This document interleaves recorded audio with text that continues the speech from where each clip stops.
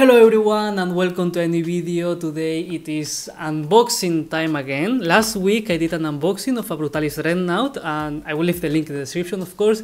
And this week we are going to be opening the Techmarine that is going to be helping that Dreadnought a lot. And I have to say that today I'm super happy because I got this miniature more than 1 month ago in England, and today finally I'm going to open it and assemble it. As you can see, it still has the plastic. I usually like to remove the plastic when I do this kind of videos because it reflects a lot of the light, but in this case I didn't want to do it. I wanted to share the experience with all of you because I don't know, it's kinda like a very unique miniature for my army. As you can see, it even says pounds here in the back, so it's like my special miniature that I got in England. And of course, as I already said in this video, what I would like to do is a proper unboxing of the miniature. I would like to assemble the miniature, share my impressions, also talk about a little bit what I want to do with this Techmarine, and compare it with a lot of vehicles and things. So let's do it. Here we have a closer look of the box, and as usual on the back we have scale 1:1 of the miniature, and we have the different assembling options, like for example hand with a pistol, or we have the hand itself without a pistol. We have 2 different heads, but of course we will see a little bit more of that in the inside, so let's open this box.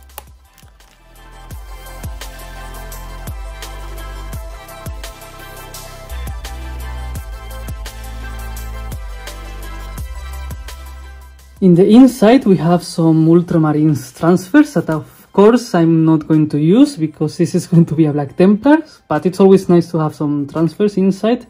40mm base, and we can take a first look at the sprue right here. The first thing that I notice when I look at this sprue is the huge size of this axe. I really like that. I also like that we have like this mechanic hand here. I always like this kind of stuff, especially in like these Techmarines that they are supposed to be trained in Mars with the Adeptus Mechanicus. So it makes sense to me that of course they are going to have like this kind of enhancements in their bodies. It's kind of cool. I can also see that we have 2 different arms here, this one with the extended hand and this one with a pistol. In my case, for sure I will go with the hand because I mean I have already too many Space Marines shooting pistols, so I will go for this one. So it's nice to have options because we can see here that we have the pistol, but here we don't have it, so depending on what we choose we have options for it. And it's nice. Aside from that, I have to say that yes, I can see that we have 2 different head options. This one looks super scary and cool, I have to say, but I'm going to go for this one, the one that it's with helmeted, because of course I consider that if a warrior goes to war, it should wear proper protection, and I'm not the most skilled yet painting let's say human heads without a helmet, so for now I will leave it like that. But it's kind of nice. It looks quite straightforward, and that's always positive.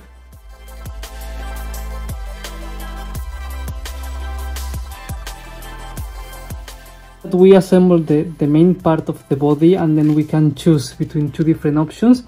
I didn't know that we could change the position of this servo arm, which is kind of cool. I enjoy this kind of little small details, so it's nice. I will go for this build, as I already mentioned. I think that this one looks super cool as well, but I will go for this one. It's the one that I want to have. And basically, yes, we have there's just small variations, but the main point of this miniature is kind of the same. And there's no point to look at this because this is outdated from last edition. Especially now, this is not a primary Techmarine, this is just a Techmarine because the previous one doesn't exist anymore in the codex, so this is just a Techmarine. But of course I have the one with the box of the previous edition, which it doesn't matter. And with that being showed, it's time to assemble the miniature.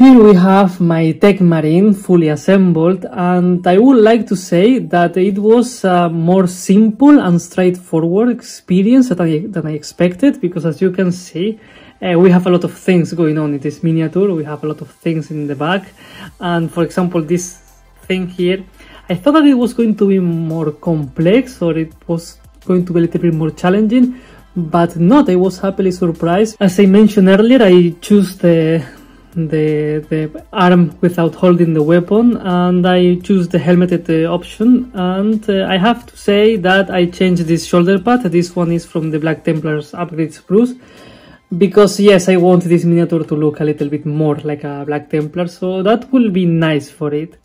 There's not much customization options in terms of pose, but I moved this weapon a little bit because I wanted the weapon to be looking in the same direction as him, like in the movie Predator.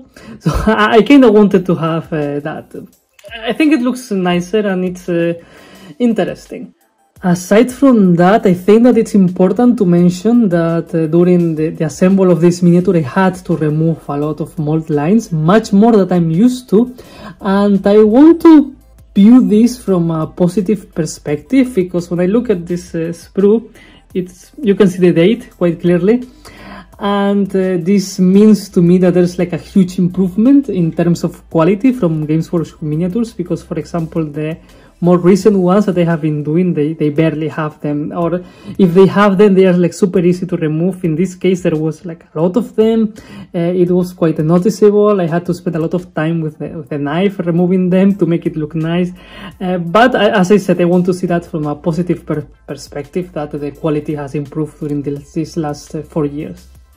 It's funny because the Techmarine itself, it's the size of a regular Space Marine, no Gravis armor, nothing special about it, just a regular Space Marine, but it has so many things going on around him that he takes a lot of space. He has like a huge presence, and when you compare it with a regular Space Marine, you can clearly see that yes, if you only look at the body, maybe this one looks a little bit smaller because of the pose, but aside from that, this one has like a huge presence, a lot of things going on. He has a weapon that is from the side of the other Space Marine, so I just wanted to mention that, of course.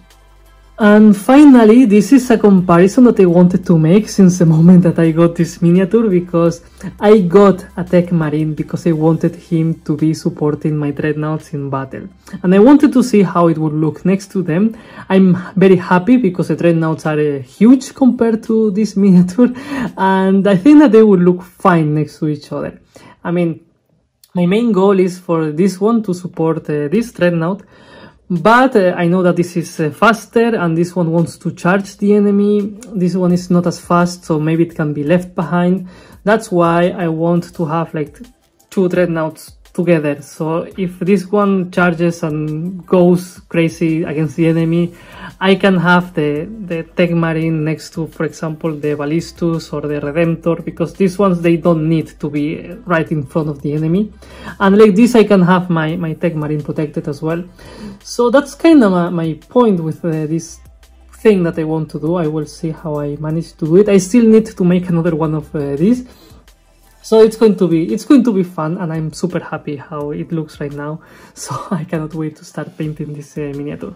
And that's the end of the video. This is my Techmarine, and now it's going to be the most fun of all. It's going to be the moment to paint this miniature, but that's something that I'm going to leave for the next video. So as usual, if you are still here, please consider giving me a like and subscribing. Thank you very much for watching, and see you next time.